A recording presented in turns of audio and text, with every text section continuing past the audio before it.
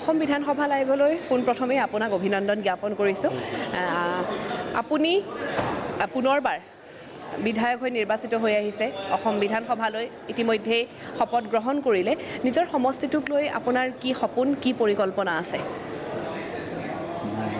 মোৰ সমষ্টি অসমৰ ভিতৰত আটাইতকৈ পিছপৰা সমষ্টি।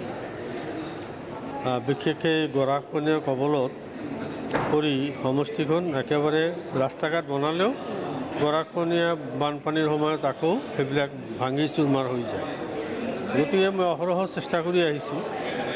মই এইবাৰ ছবাৰ মই বিধায়ক হ'লোঁ, মোৰ চেষ্টা অব্যাহত আছে।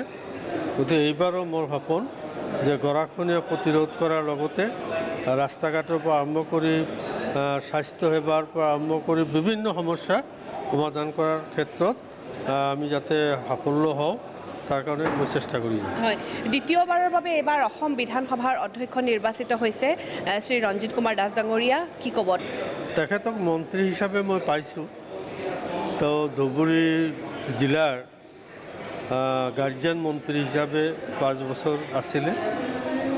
মই বিধায়ক হিচাপে তেওঁৰ লগত বিভিন্ন কাম কাজত সম্পৰ্কে অহা যোৱা কৰিছিলোঁ। গতিকে মানুহজন বেয়া নহয়। মই ভাবোঁ তেখেত নিৰপেক্ষ হ'ব আৰু আমি ৰাইজৰ বিভিন্ন সমস্যাৰ কথা বিধানসভাত উত্থাপন কৰিবলৈ আমি সুযোগ পাম। আৰু এইবাৰ 8 চিডিউলত অন্তৰ্ভুক্ত নোহোৱা ভাষা, ৰাভা, কাৰ্বি, ৰাজবংশী, এনেকুৱা ধৰণৰ ভাষাটো এইবাৰ বিধায়কসকলে শপত গ্ৰহণ কৰিলে, কি ক'ব? নাই, এইটো ভাল পাইছোঁ যে প্ৰত্যেকেই নিজৰ নিজৰ